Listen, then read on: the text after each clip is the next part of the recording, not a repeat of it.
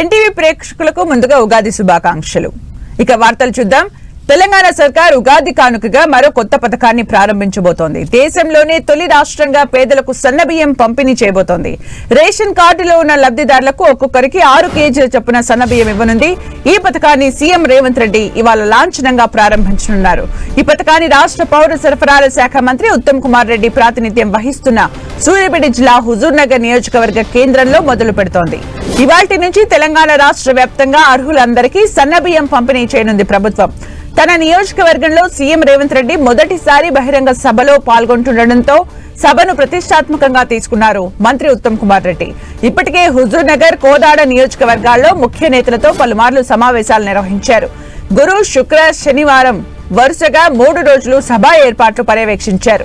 అటు పార్టీ ముఖ్య నేతలతో భేటీలతో బిజీగా గడిపారు ఉత్తమ్.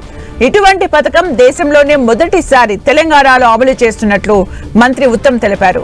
దేశ చరిత్రలో ఇంతకంటే మంచి పథకం మరొకటి ఉండదని ఆయన అభిప్రాయపడ్డారు. రాష్ట్రంలో రేషన్ కార్డు కలిగిన పేదవారికి సన్నబియ్యం పంపిణీ చేస్తామని, ఈ పథకం ద్వారా రాష్ట్రంలో 84% మందికి లబ్ధి చేకూరుతుందన్నారు మంత్రి ఉత్తమ్. సీఎం రేవంత్ రెడ్డి పర్యటన నేపథ్యంలో పోలీస్ శాఖ పటిష్ట బందోబస్తు ఏర్పాటు చేసింది.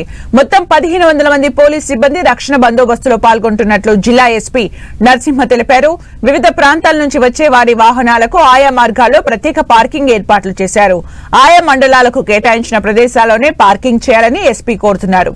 ఇవాళ సాయంత్రం 5 గంటలకు సీఎం రేవంత్ రెడ్డి బేగంపేట ఎయిర్పోర్ట్ నుంచి ప్రత్యేక హెలికాప్టర్ లో హుజూర్ నగర్ చేరుకుంటారు. తొలుత హుజూర్ నగర్ శివార్లోని రామస్వామి గుట్ట వద్ద నిర్మాణంలో ఉన్న 2160 మోడల్ కాలనీ ఇళ్లను పరిశీలిస్తారు. అక్కడి నుంచి 6 గంటల సమయంలో సభా ప్రాంగణానికి చేరుకుంటారు. బహిరంగ సభ వేదికపైనే సీఎం రేవంత్ రెడ్డి సన్నబియ్యం పంపిణీ పథకాన్ని ప్రారంభిస్తారు. అనంతరం బహిరంగ సభలో ప్రసంగిస్తారు. బహిరంగ సభ అనంతరం ముఖ్యమంత్రి రేవంత్ రెడ్డి రోడ్డు మార్గాన హైదరాబాద్ కు తిరుగు పయనమవుతారు.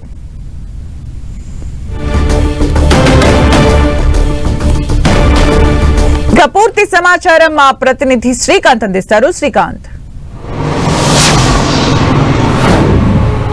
సుమిత్ర, రాష్ట్ర ప్రభుత్వం ఈ రోజు కీలకమైన సన్నబియ్యం పథకాన్ని ప్రారంభించాలని నిర్ణయం తీసుకుంది. ఈ రోజు సాయంత్రం ముఖ్యమంత్రి రేవంత్ రెడ్డి హుజూర్ నగర్ నియోజకవర్గంలో సన్నబియ్యం పథకాన్ని ప్రారంభించనున్నారు. ఈ సందర్భంగా ఇప్పటికే ప్రభుత్వం పలుమార్లు సమీక్షలు నిర్వహించి రాష్ట్రంలో ఎన్ని సన్నబియ్యం అంటే ఎంత క్వాంటిటీ సన్నబియ్యం అవసరమవుతుందన్న ఒక అంచనాకు వచ్చారు.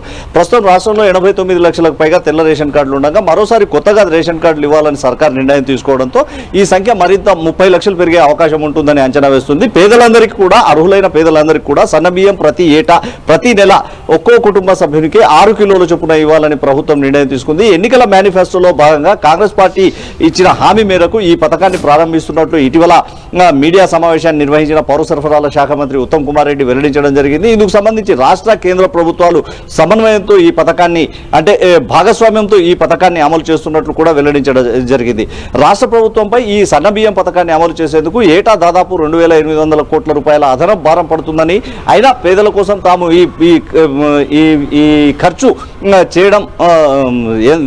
ఖర్చు చేసేందుకు తాము వెనుకడుగు వేసేది లేదని ఉత్తమ్ కుమార్ రెడ్డి చెప్పుకొచ్చారు. రాబోయే రోజుల్లో మరికొంత రేషన్ కార్డుల సంఖ్య దాదాపు 30 లక్షలు అదనంగా అవసరం ఉంటుందన్న అంచనాను కూడా ప్రభుత్వం వేస్తుంది. దీనికి అనుగుణంగా రాష్ట్రంలో దాదాపు 80% మంది ప్రజలు సన్నబియ్యాన్ని వినియోగించుకునే అవకాశం ఉంటుందన్న ఒక అంచనాను కూడా సర్కార్ వేస్తుంది. అందులో భాగంగా ఇప్పటికే ధాన్యం సేకరణ నుంచే సన్నబియ్యం ఏర్పాట్లకు సంబంధించి సన్నబియ్యం పంపిణీపై ప్రభుత్వం దృష్టి పెట్టిందని చెప్పుకోవచ్చు. ధాన్యం సేకరణలో భాగంగా దొడ్డు ఒడ్లు పండించిన రైతులకు 500 బోనస్ ఇచ్చి ధాన్యం భారీగా కొనుగోలు చేసింది. దీంతో ఈ సన్నబియ్యం పంపిణీకి మార్గం సుగమం అవుతుందని రాష్ట్ర ప్రభుత్వం అంచనా వేసింది. అందులో భాగంగానే బియ్యాన్ని పెద్ద ఎత్తున సేకరించి ఇక్కడే మిల్లింగ్ చేసి సన్న బియ్యాన్ని అర్హులైన పేదలందరికీ నాణ్యమైన బియ్యాన్ని ఇవ్వాలని సర్కార్ ఈ నిర్ణయం తీసుకుంది. Sumitra, thank you Srikanth for the updates.